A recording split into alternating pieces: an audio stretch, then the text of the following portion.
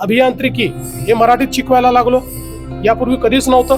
नवीन शैक्षणिक धोरणामुळे आपले डॉक्टर जे बनतायत वैद्यकीय क्षेत्रात ते मराठीमध्ये बनतायत. कुठलीही तिसरी भारतीय भाषा तुम्हाला शिकता येईल.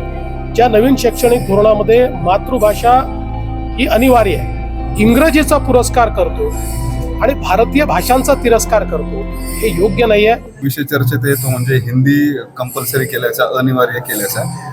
तुम्ही काय सांगाल? मोरे दादा सुद्धा इथेच आहे, याच्यावरून खूप वादंग आधीच झालाय. असं आहे की आधी आपण अनिवार्य केली होती. काल जो जी आर काढला त्यात अनिवार्यता काढून टाकली आहे.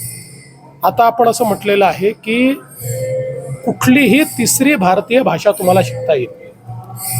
3 भाषेचं सूत्र नवीन जे काही शैक्षणिक धोरण आहे त्यांनी केलं. ज्या नवीन शैक्षणिक धोरणामध्ये मातृभाषा ही अनिवार्य आहे, त्याच्या व्यतिरिक्त 2 भाषा, त्यातली एक भारतीय भाषा असली पाहिजे. एक स्वाभाविकपणे आपल्याकडे इंग्रजी लोक स्वीकारतात, त्यामुळे कुठलीही तिसरी भारतीय भाषा, त्याच्यामध्ये आपण पहिल्यांदा हिंदी म्हटलं होतं कारण हिंदीचे शिक्षक आपल्याला मोठ्या प्रमाणात उपलब्ध होतात. पण आता आपण ती अनिवार्यता काढून टाकलेली आहे. कुठलीही भारतीय भाषा तिसरी भाषा म्हणून शिकता येईल. त्याकरता 20 विद्यार्थी असले तर शिक्षक देखील दिला जाईल. ऑनलाईन पद्धतीनं देखील ट्रेनिंग दिलं जाईल. त्यामुळे आज जो बदल आपण केलेला आहे तो तिसऱ्या भाषेमध्ये हिंदीची अनिवार्यता काढण्याचा आणि कुठलीही भारतीय भाषा शिकण्याचा पर्याय आपण विद्यार्थ्यांना दिलेला आहे. मला एकच गोष्ट सांगायची आहे की आपण सगळे लोक इंग्रजीचा पुरस्कार करतो आणि भारतीय भाषांचा तिरस्कार करतो, हे योग्य नाही आहे. भारतीय भाषा इंग्रजीपेक्षा चांगल्या आहेत. ठीक आहे, आता इंग्रजी व्यवहार भाषा झाली आहे, पण या नवीन शैक्षणिक धोरणाने सगळ्यात महत्त्वाचं काम जर काही केलं असेल तर मराठीला ज्ञानभाषा बनवण्याचा मार्ग खुला केला आहे. आता आपण इंजिनिअरिंग, अभियांत्रिकी हे मराठीत शिकवायला लागलो. यापूर्वी कधीच नव्हतं. नवीन शैक्षणिक धोरणामुळे आपले डॉक्टर जे बनतायत वैद्यकीय क्षेत्रात ते मराठीमध्ये बनतायत. MBA मराठीमध्ये बनतायत. म्हणजे नवीन शैक्षणिक धोरणाने मराठीला वैश्विक भाषा, ज्ञानभाषा आणि अर्थकारणाची भाषा बनवण्याचं दालन उघडं केलं आहे आणि महाराष्ट्र सरकारने ते स्वीकारलेलं आहे. म्हणून मला असं वाटतं की अशा प्रकारचा विवाद हा योग्य नाही आहे. तुम्ही जर तोच GR बघितला असेल तर त्यात सांगितलं आहे कुठल्याही प्रकारची शाळा असो मराठी अनिवार्यच असेल. त्या मराठीला पर्याय नाही आहे. हिंदीला मात्र पर्याय दिलेले आहेत. कुठलीही भारतीय भाषा ज्याला जी शिकायची ती शिकता येईल. राज ठाकरेंनी पत्रकार परिषद घेतली, थोडं कन्फ्युजन दिसतंय मग या निर्णयामुळे. माझी राज ठाकरेंची चर्चा झाली. त्यांचा आग्रह आहे की 2च भाषा असल्या पाहिजे, तिसरी भाषा तुम्ही लादू नका. मी त्यांना हे समजून सांगण्याचा प्रयत्न केला की केंद्र सरकारने विचारपूर्वक NEP मध्ये 3 भाषांचं सूत्र आणलं आहे. जर देशभरामध्ये 3 भाषांचं सूत्र आहे तर महाराष्ट्र 2 भाषांच्या सूत्रावर जाऊ शकत नाही.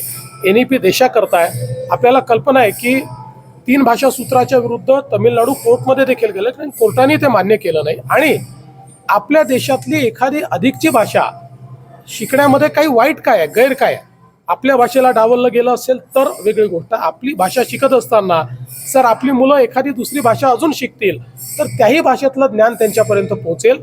त्यामुळे जो काही सन्माननीय श्री राज ठाकरेंचा आग्रह आहे की 2च भाषा ठेवा, मला असं वाटतं की केंद्र सरकारने NEPच्या माध्यमातून 3 भाषेचं सूत्र, आणि हे काही NEP केवळ केंद्र सरकारने तयार केली नाही, देशभरातल्या एक्सपर्ट्सनी बसून NEP तयार केली. ती करत असताना कॉग्निटिव्ह पॉवर माइंडची किंवा मुलांचं मस्तिष्क कसं डेव्हलप होतं, त्याच्यामध्ये त्याची सायकोलॉजी काय, अशा सायंटिफिक गोष्टीचा विचार केल्यानंतर मग हे धोरण या ठिकाणी तयार झालेलं आहे. हे धोरण तयार करताना एक्सटेन्सिव्ह जवळपास 3 वर्ष चर्चा झालेल्या आहेत.